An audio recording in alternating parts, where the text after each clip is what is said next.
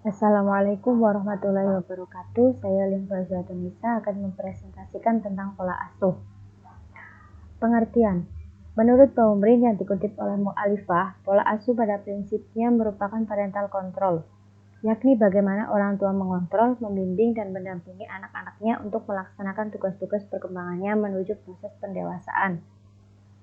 Sedangkan menurut Hetherington dan Parker 1999, dikutip oleh Sanjiwani, pola asuh merupakan bagaimana cara orang tua berinteraksi dengan anak secara total yang meliputi proses pemeliharaan, perlindungan, dan pengajaran bagi anak. Dengan memberikan pola asuh yang baik dan positif kepada anak akan memunculkan konsep diri yang positif bagi anak dalam menilai dirinya. Peran keluarga dalam pengasuhan anak. Yang pertama, terjadinya hubungan yang harmonis dalam keluarga melalui penerapan pola asuh Islami sejak dini. Yakni dimulai dari sebelum menikah, sebaiknya baik laki-laki maupun perempuan memilih pasangan yang sesuai dengan tuntunan agama, karena pasangan yang baik memungkinkan besar akan memberikan pengasuhan yang baik. Selanjutnya yaitu ketika mengasuh anak dari kandungan, setelah lahir dan dewasa memberikan bimbingan kasih sayang sepenuhnya dengan tuntunan agama dan memberikan pendidikan agama, misalnya dari hal yang terkecil, bagaimana bersikap sopan kepada orang yang lebih tua. Yang selanjutnya membimbing anak dengan kesabaran dan ketulusan hati akan menghantarkan kesuksesan anak, di mana orang tua ketika memberikan pengasuhan dengan sabar, secara tidak langsung orang tua memupukkan ke dalam diri anak tentang kesabaran. Yang terakhir, kebahagiaan anak menjadi kewajiban orang tua. Orang tua harus menerima anak apa adanya dan mensyukurinya. Faktor yang mempengaruhi pola asuh. Faktor yang pertama, lingkungan tempat tinggal, selanjutnya subkultur budaya, dan yang terakhir status sosial ekonomi. Lingkungan tempat tinggal adalah salah satu faktor yang mempengaruhi pola asuh. Perbedaan keluarga yang tinggal di kota besar dengan keluarga yang tinggal di kota pedesaan berbeda gaya pengasuhannya. Yang selanjutnya, subkultur budaya. Subkultur budaya juga termasuk dalam faktor yang mempengaruhi pola asuh. Dalam setiap budaya, pola asuh yang diterapkan berbeda-beda. Yang terakhir, status sosial ekonomi. Status sosial ekonomi juga merupakan faktor yang mempengaruhi pola asuh. Keluarga yang memiliki status sosial yang berbeda juga menerapkan pola asuh yang berbeda juga. Yang selanjutnya, tipe-tipe pola asuh. Pengasuhan otoriter. Gaya pengasuhan di mana orang tua membatasi anak dan memberikan hukuman ketika anak melakukan kesalahan yang tidak sesuai dengan kehendak orang tua. Orang tua yang otoriter biasanya tidak segan-segan memberikan hukuman yang menyakiti fisik anak, menunjukkan kemarahan kepada anaknya, memaksakan aturan secara kaku tanpa menjelaskannya. Anak yang diasuh oleh orang tua seperti ini seringkali terlihat kurang bahagia, ketakutan dalam melakukan sesuatu karena takut salah, minder, dan memiliki kemampuan komunikasi yang lemah.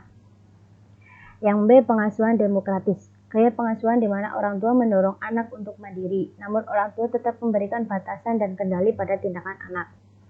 Orang tua yang menerapkan gaya pengasuhan ini biasanya menunjukkan sifat kehangatan dalam berinteraksi dengan anak dan memberikan kasih sayang yang penuh.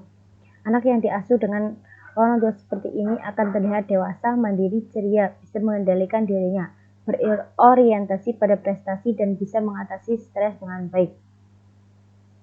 Orang tua demokratis biasanya memberikan anak kebebasan dalam melakukan apapun, tetapi orang tua tetap memberikan bimbingan dan arahan. Yang selanjutnya, yang C, pengasuhan permisif. Gaya pengasuhan di mana orang tua tidak pernah berperan dalam kehidupan anak dan tidak diberi kebebasan melakukan pernah berperan dalam kehidupan anak dan anak diberi kebebasan melakukan apapun.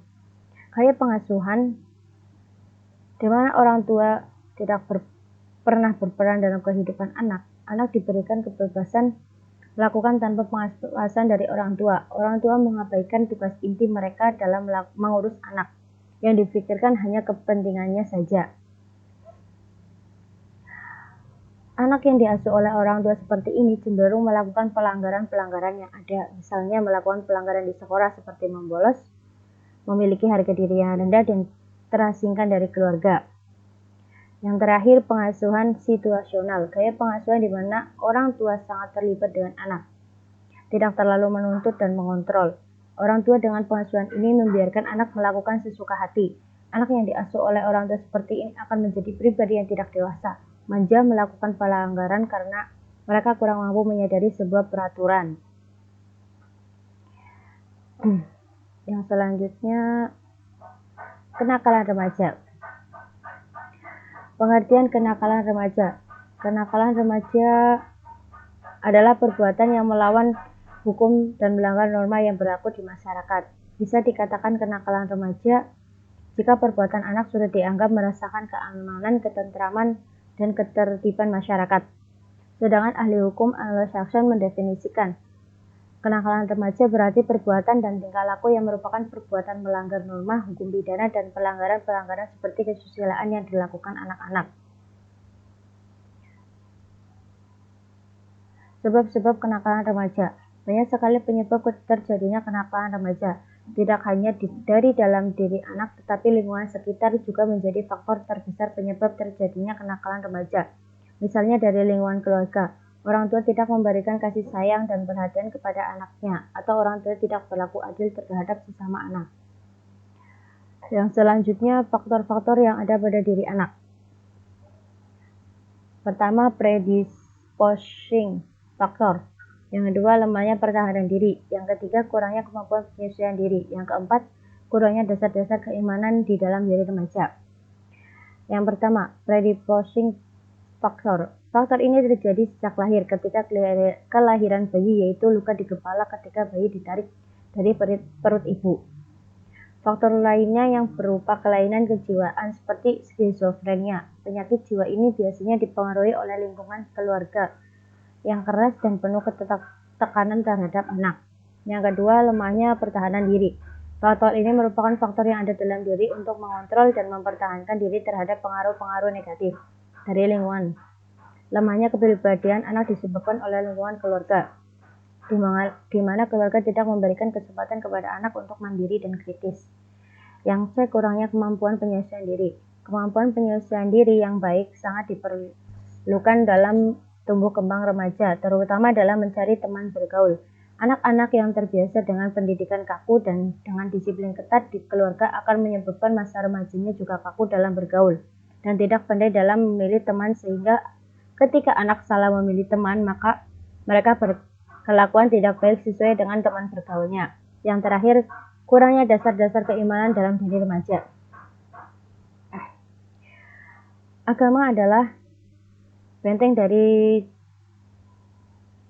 remaja dalam menghadapi berbagai cobaan yang datang padanya sekarang dan masa yang akan datang. Namun saat ini ketika kita melihat remaja, mereka seperti tidak menghiraukan agama mereka. Mereka lebih fokus pada gaya hidup orang barat.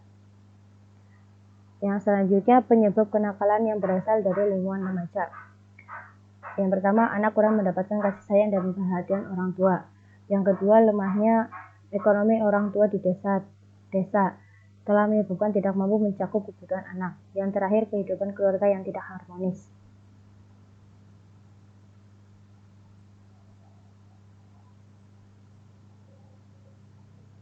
Oke, yang selanjutnya, penyebab terjadinya kenakalan remaja yang berasal dari lingkungan masyarakat. Kurangnya masyarakat melaksanakan ajaran-ajaran agama di lingkungan. Padahal dalam ajaran agama banyak sekali pembinaan untuk anak. Sebab-sebab kenakalan remaja yang bersumber dari sekolah. Yang pertama, anak kurang dalam pemahaman nilai-nilai agama. Yang kedua, lemahnya ikatan keluarga. Yang ketiga, anak yang delikuin merasa rindu dengan keluarga. Yang keempat, keadaan keluarga yang tidak harmonis, lingkungan masyarakat yang buruk, dan kondisi sekolah yang tidak kondusif. Yang kelima, kurangnya kontrol orang tua terhadap anak. Maksud dari orang tua di sini bukan hanya orang tua biologis, tapi bisa guru, orang tua asuh, dan lain-lain. Yang keenam, kurang mampunya anak dalam memanfaatkan waktu. Yang terakhir, anak kurang mendapatkan fasilitas-fasilitas yang dibutuhkan, baik untuk mengembangkan bakatnya maupun yang lainnya.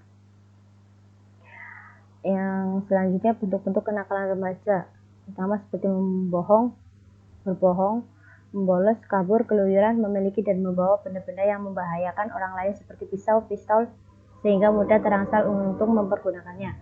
Yang terakhir, salah pergaulan.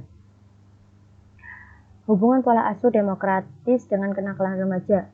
Remaja adalah periode dari anak-anak menuju masa dewasa. Sebelum menuju dewasa, remaja ini memiliki banyak mengalami perkembangan dalam dirinya, dari perkembangan fisik, perkembangan cara berpikir, dan lain-lain. Dengan kebanyakan perkembangan yang terjadi pada masa remaja, maka banyak juga perubahan yang terjadi.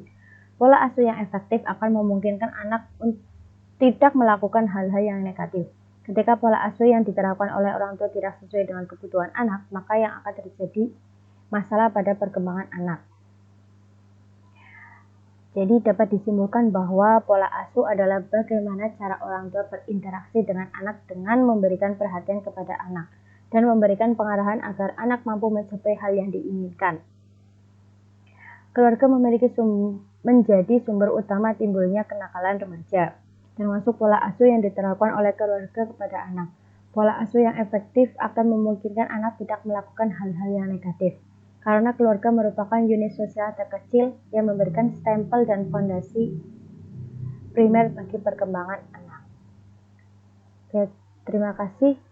Cukup sekian presentasi dari saya.